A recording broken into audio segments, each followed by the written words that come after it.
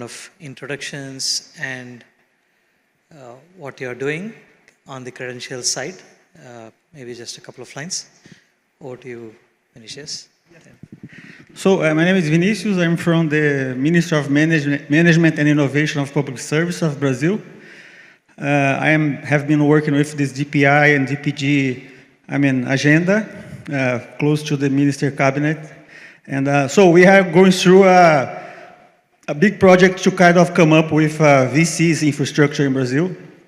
We have started with one digital rural credit use case, and now we are kind of expanding at a second use case, and so we are kind of very committed to this, to having this trust infrastructure based on VCs.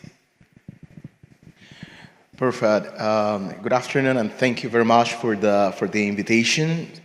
It's a great honor to be here in MOSIP. So my name is Issac Vazquez Montilla. I come from the Dominican Republic, in the middle of the Caribbean.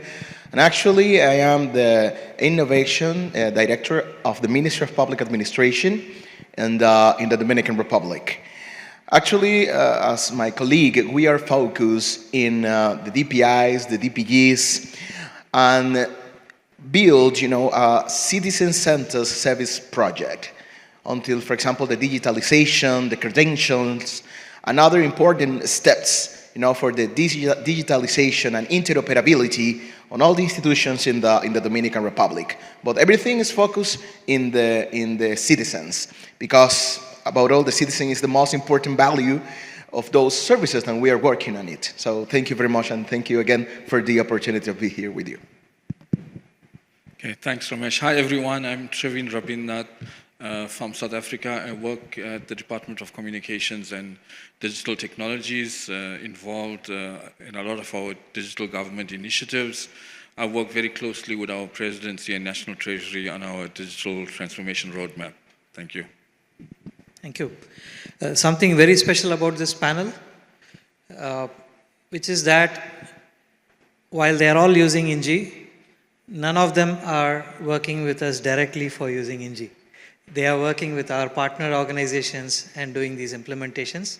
So it's actually a real pleasure to see how our ecosystem is actually stepping up and helping the countries here. I will start with a question for Treveen. My Mzansi, am I spelling it correct? Okay, yeah. So what is it all about? Can you introduce your services application, if I may call it that? Yeah, so before I go to, so my Mzansi, by the way, in brief, is like gov.br. So the My Mzansi app, the sort of nickname for South Africa is My Mzansi. But let me just go into that apart from the app. So in South Africa at the moment, we're on a huge digital transformation drive. It's a bit difficult to see the audience. These lights are shining, so forgive us. So we're on a huge digital transformation drive. We're not starting from scratch because since 2014, we actually had our ID linked with our biometrics. However, there were some leakages, etc. And we had, as most countries we've listened to, is that government departments are working in silos. There were lots of duplication. So we have a concerted effort now to have all government working together, and we actually created a roadmap. So we're good with strategies, poor implementation. We decided to go ahead and create a roadmap and be practical. So currently, as I said, we work with the Presidency and National Treasury, and our National Treasury is the finance department. We need them closely to ensure this happens. So we have when we say this, we really mean this. We have a whole of government citizen-centric approach. And we have a good governance structure because we have political will from our president all the way down to our technical work streams. And we have mandated government departments working in parallel at the moment as I speak, trying to resolve, sandbox, pilot, and we quite advanced stages of our digital ID, our payment gateways, and our data exchanger. And the point of using DPI was that becomes the core basic building blocks for the entire digital government ecosystems. We know as government, we cannot do it on our own. So we create these ecosystems. I know there's a team. I'm also part of the standardization body and specifications. And once we create all the basic building blocks of DPI that are working with the specifications and standardizations, then we open it up for everyone, the entire ecosystem for people to work on. We're also part of the DPG, so very open source. MOSIP comes in a bit later. We already have an ID system, so we're not focusing so much on the ID platform per se. But as you mentioned, Ramesh, INJI and e-signet are very important components that we're already piloting at the moment. Let me stop there for now because there's so much to talk about. Thanks. Thank you. Issac, I think I'm getting your name right now, hopefully. Yes. So, what I've heard is that you're using INJI for your National Digital Identity Wallet, Yeah. right? That's a big step, going for a wallet, because EU is talking all about it, but I'm very glad that the Dominican Republic is also looking at something like that. Could you tell us what this wallet is for? What are the use cases that you're planning it for? Yes, of course. But first of all, as my colleague say, the DPIs, we believe in the Dominican Republic that the DPIs move the concept, for the real impact of the people. That's why we believe that, for example, INJI is not only a simple wallet, okay, or a new technology lawyer. We are talking about the chief of how government create trust. Traditionally, trust stayed inside the institution, and it's been a problem about 10 or 15 years. For example, in databases, in documents, and manuals, verification processes. But with verifiable credentials, trust can move into the citizens. So this is how I can see these steps. We are creating a really good policy focus in the citizens, but also we are creating a strong programs, for example, the credentials and the wallet, who work for the people, So many countries actually already invest heavily in digitalization over the past decade, as I said before. So we build platforms, registries, or online services, but often this system operate in silos, and that is obviously a problem. So the challenge today is not building more technology. The challenge is connecting what already exists and making it interoperable between all the institutions and trusted across the sector. In our case, in the Dominican Republic, we are approaching this of course, with the support of INJI as at the heart of all these processes, carefully and progressively. We see credential ecosystem, as my colleague says, as part of an institutional modernization, not just digital transformation. Our focus is on building interoperability frameworks in first place, aligning regulations and standards, of course, and identify practical and use cases where credential can generate immediate value. And of course, in this process, the citizens is in the center, and we are using, for example, sandbox, and co-creating process into the innovation labs for create all the process and all the ecosystem that we actually need in the DR and all the countries across the region. Thank you. Vinicius, in the conversation that we recently had last time we met, you were saying you're going to embed INJI in multiple apps. And that's very interesting. There's a national wallet, there's a single app approach, but you're talking about wallet capabilities in various applications. Could you walk us through that strategy? Sure. Thanks for asking that. I was eager to be able to talk about this because it was something very, nice, I could say, in this endeavor using INJI and so on.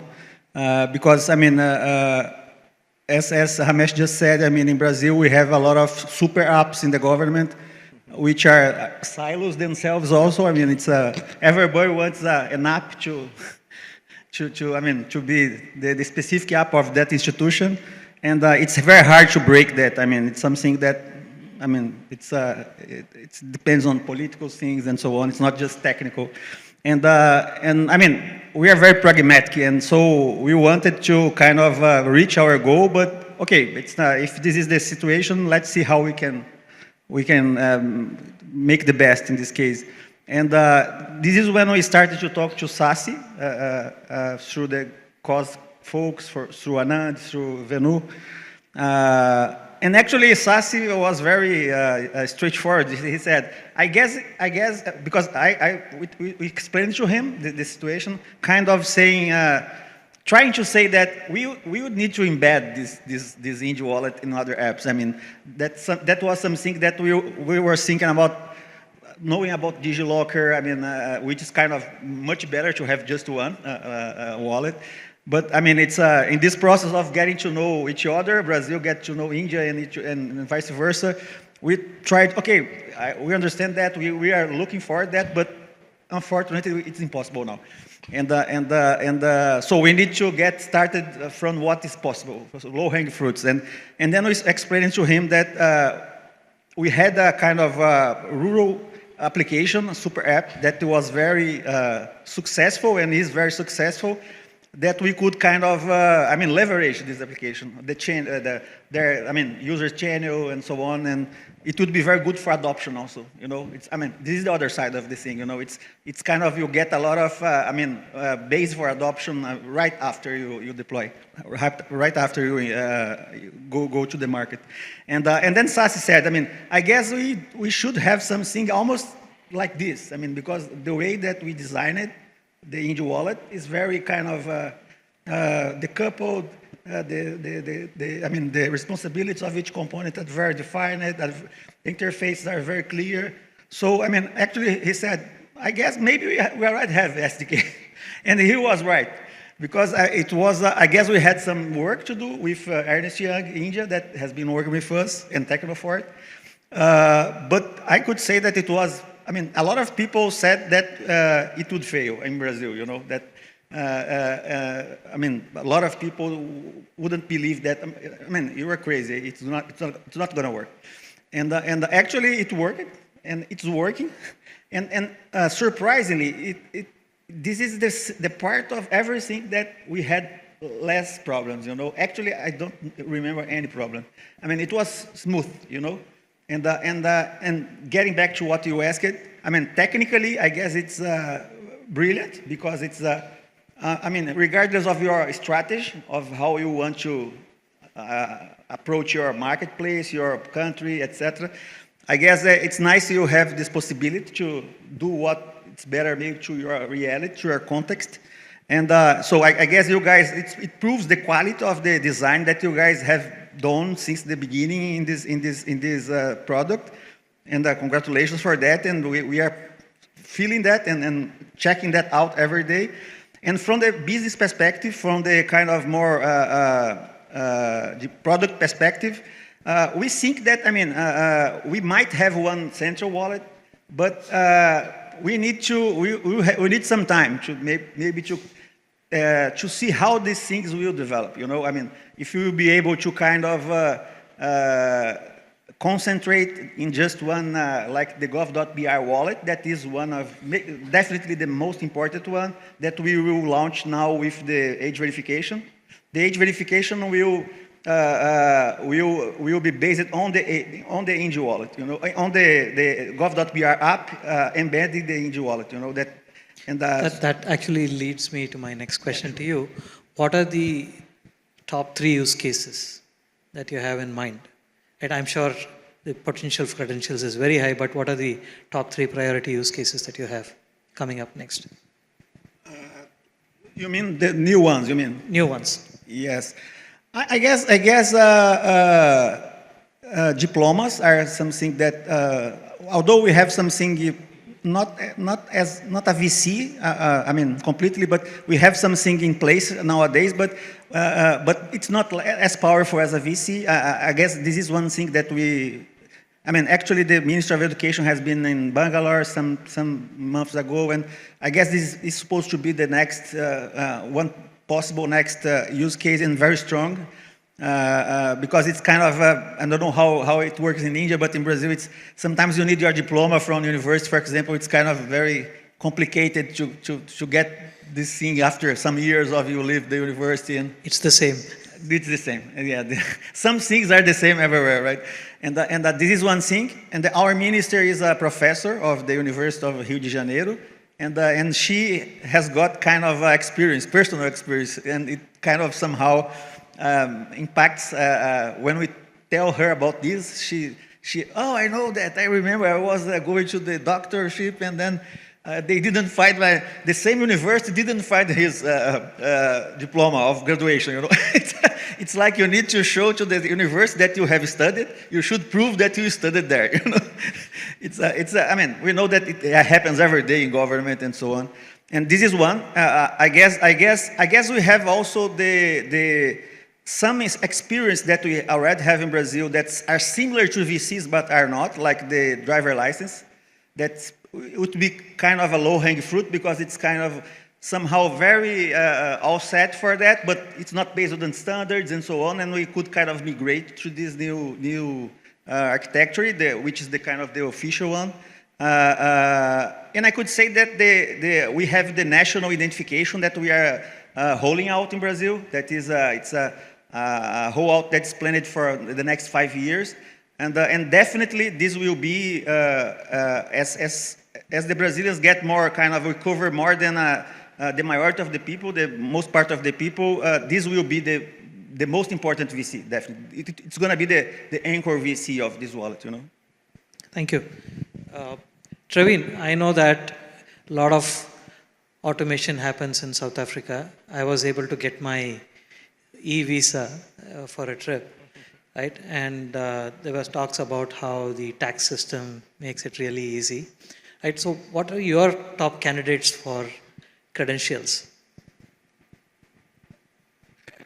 Okay, before I go ahead, I think trust is very important. Gaining trust in the entire digital ecosystem is absolutely important. So when we decided to go with our roadmap, and when we say citizen-centric, we mean citizen-centric. So in terms of the use cases, and especially for verifiable credentials as well, we actually went and did sampling, sampling groups of user groups, citizen groups, etc., to find out what application they actually wanted. Because typically with a government mentality, I'll talk about South Africa, but probably across other governments, you create an app without the user input. It could be a brilliant app that you think it's working and no one uses it. So we didn't want to go down that road. And time, we do not have time. We have a very demanding 5 years that we need to deliver on. So we did that, and amazingly, across all user groups, whether rich, poor, rural, urban area, etc., most of them actually wanted social protection. So our focus and our main use case is actually social protection. So we have different government departments in those clusters actually working. And in terms of our social grants that we have, there's a lot of institutions and a lot of registries that needs to be interfaced with to get that right. So if we get that right, that's like our killer app. And that's where INJI and eSignet becomes very important as well. Right? You asked for 3. There's actually more than that. But quickly I can tell you, the other one is student financing. Right, there's some leakages there, but also it's not only to do with the financing, it has to do with where you are in the social order and your financial status, stuff like that. So, and also in terms of universities, the accommodation, etc. So it's linked to quite a lot of institutions. So another app we're focusing is on that. And then the quick win, as our colleague from Brazil said, we already have systems or e-government systems, some of them world-class that's working. So a very good quick win, and I'm not sure, Ramesh, if you were at the DPI summit. So we had our minister actually showcasing, using INJI, by the way. You know, one thing I must say before I go to that app, is that MOSIP is so brilliant that you can just, and the modular and scalability of it is awesome. So we haven't worked directly, as Ramesh said, with the MOSIP team here in India, but we were able to download stuff from GitHub, work together and use INJI. In parallel, whilst we're also doing the pilot for capacity building. And INJI was able to help us because, we were the presidency for the G20, and in the digital economy working group, there were 4 thematic areas. DPI had the highest amount of interest across the entire G20 nations.